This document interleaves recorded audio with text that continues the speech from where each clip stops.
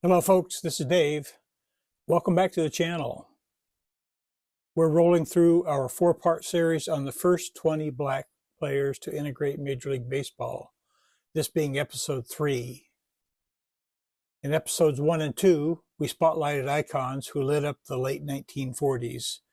Today we're covering black MLB barrier breakers numbers 11 through 15, who largely began their MLB careers in the early 1950s, including Luke Easter, Sam Jethro, Luis Marquez, Ray Noble, and Artie Wilson. These guys were speed demons, power hitters, and defensive wizards who faced steep odds but proved their mettle on the biggest stage. If you haven't watched episodes 1 and 2, links are in the description below.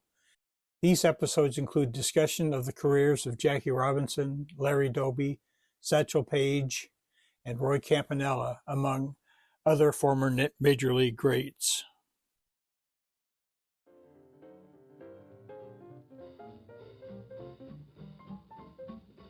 On August 16, 1949, Luke Easter, the 11th black player in MLB history and the 4th Negro Leaguer to play with the Cleveland Indians, broke in. This is Luke's 1954 Bowman card. He also has Toleteros cards and Topps and Bowman's cards from 1951 through 1954. My favorite is probably this 1953 card, which I don't own yet. This is his 1986 Larry Frisch Negro League Baseball Stars card, which is part of a 119 card set.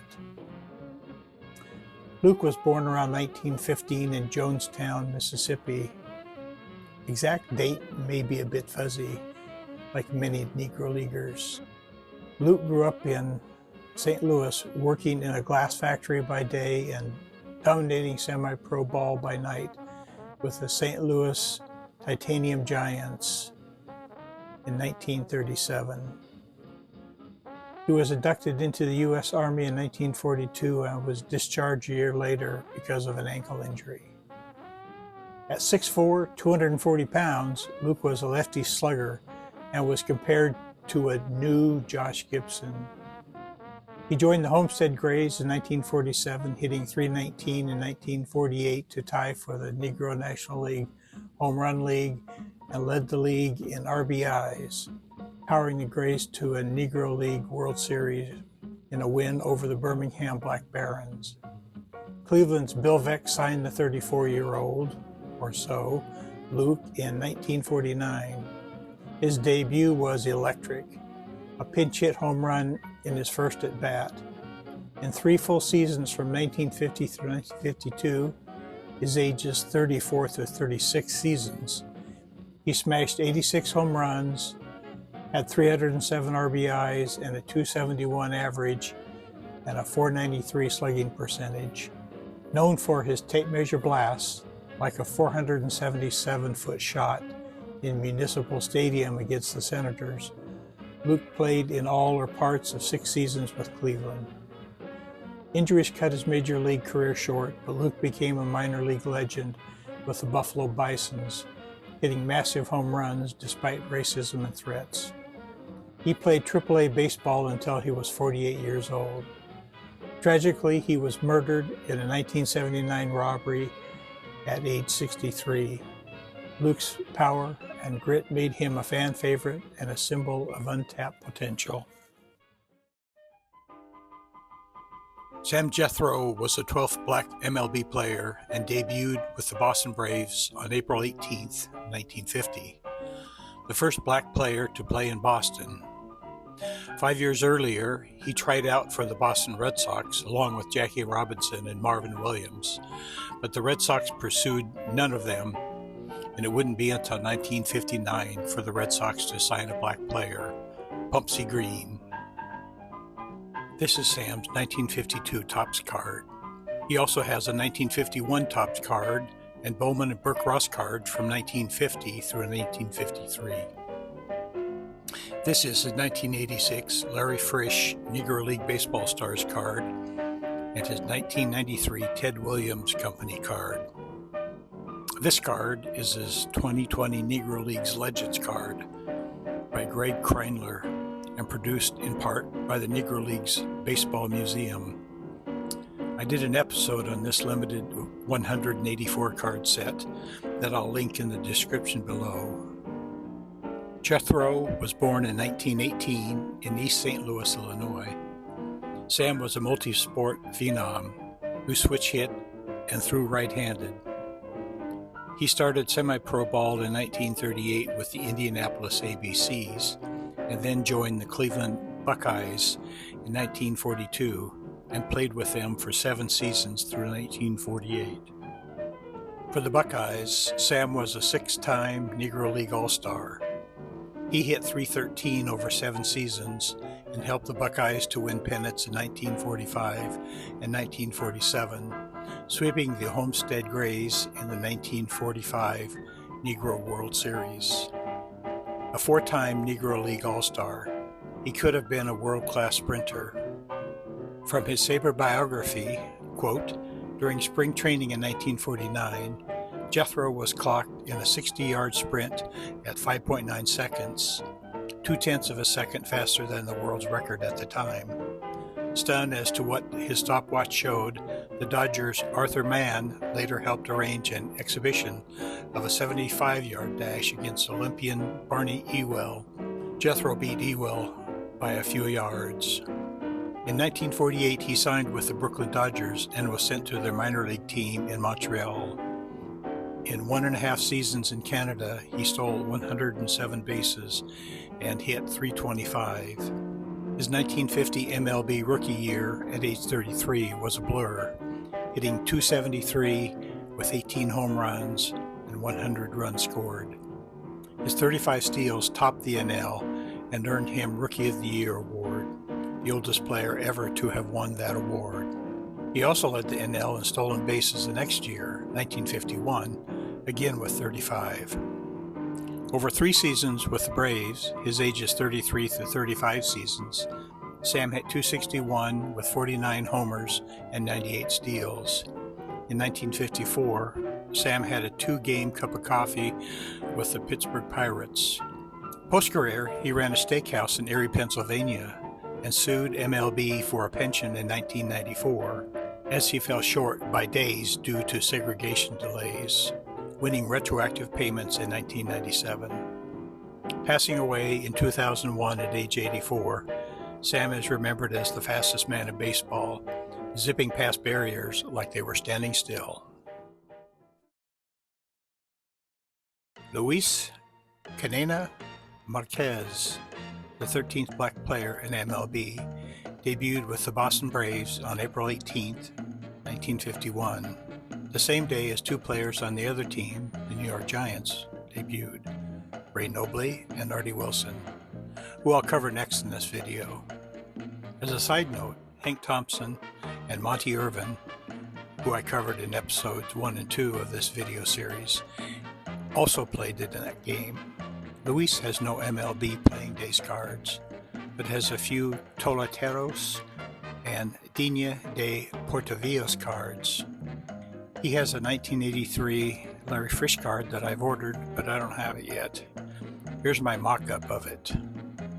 One of the coolest cards I've seen, I found on a blog post by Bob Lemke, shown here in the style of a 1952 Topps card. I printed one here to show an image of Luis. I will give proper credit and a link to Mr. Lemke's 2013 blog post in this video's description. This custom card with the Pirates can also be purchased on eBay in various formats. Born in 1925 in Aguadilla, Puerto Rico, Luis started in local leagues at age 18, then shown in the Negro National League with the New York Black Yankees, the Baltimore Elite Giants, and the Homestead Grays from 1946 through 1948. A righty hitting outfielder with speed, he batted .274 in 1948, helping the Grays to the pennant and the Negro World Series title. 2-time All-Star in 1947-1948. Luis also starred in winter ball, hitting over 300 in Puerto Rico. Signed by the Braves in 1949, he was optioned to the Portland Beavers in the PCL, where he hit .304 in 2 seasons despite on-field brawls amid integration tensions. His MLB career was brief, 99 games, over the 1951 and 1954 seasons, playing with the Boston Braves, the Chicago Cubs, and Pittsburgh Pirates, and batting .182. But his minor league career spanned 12 seasons, batting .305 in over 1,500 games. He also played 4 seasons in Puerto Rico and Mexico. Luis stayed in baseball as a coach and Little League mentor in Puerto Rico, where the Aguadilla Stadium bears his name. Tragically killed in 1988 at age 62 by his son-in-law in a family dispute. His legacy endures as a pioneer for Latinos and Black players, bridging islands and leagues with quiet determination. Ray Noble, the 14th Black MLB player and a Cuban star, debuted as a catcher with the New York Giants on April 18, 1951. This is Ray's 1951 Bowman card. He also has a 1952 Burke Ross card, shown here, and Latin cards from 1946 through 1957. Born in 1919 in Centro Hatillo, Cuba, to Jamaican immigrant parents, Ray grew up playing for local clubs before heading to the U.S. in 1945 with the New York Cubans of the Negro National League. A sturdy 5'11", 210-pound righty, Ray was a defensive anchor who hit for power. In 1947, he helped the Cubans surge to the Negro National League pennant, then starred in the Negro World Series with a grand slam in Game 3 en route to the title over the Cleveland Buckeyes. He batted .254 over 4 Negro League seasons. Signed by the Giants in 1949, Ray toiled in AAA Jersey City and Oakland in 1949 and 1950, respectively, facing beanballs and hostility. At ages 32 through 34, his MLB shot yielded 107 games over parts of 3 seasons, 1951 through 1953, hitting .218 with 9 homers. Notably, he caught the 9th inning of Game 3 in the 1951 NL playoff miracle, when Bobby Thompson's shot heard around the world clinched the pennant for the Giants. Ray bounced around AAA minors through 1961 and then retired to Brooklyn at age 42. He passed away in 1998 at age 79, honored as a resilient bridge between Negro League excellence and MLB's slow integration. Wrapping up this group is Artie Wilson, the 15th Black player, who debuted with the New York Giants on April 18, 1951, along with Ray Noble. Artie doesn't have any mainstream playing days cards.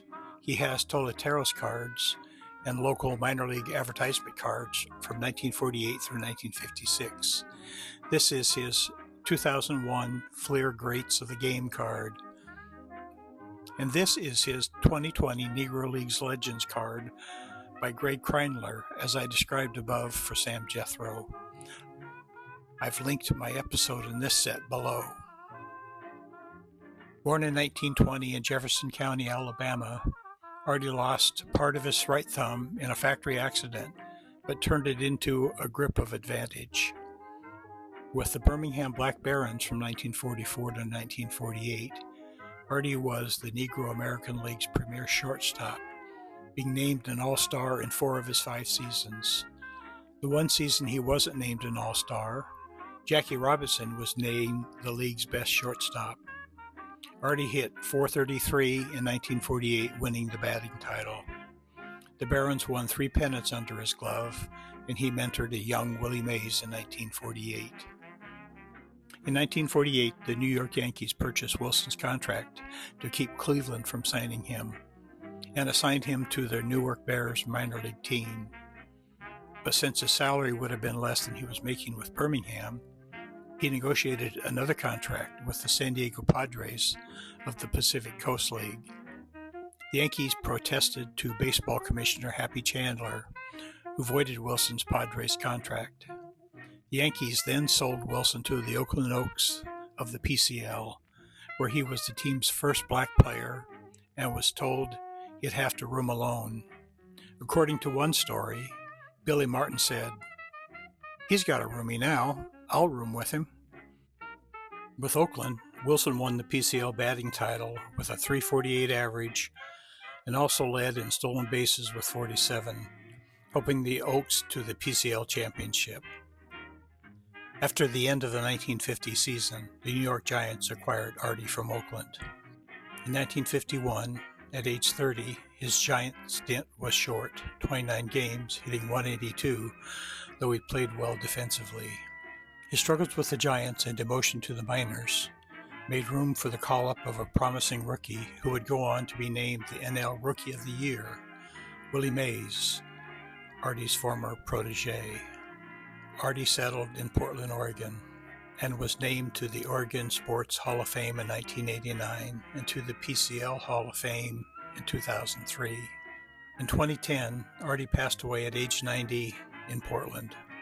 Retroactively named the 1944 Negro American League MVP and a Hall of Fame candidate, his wizardry at short and leadoff prowess cement him as Negro Leagues royalty.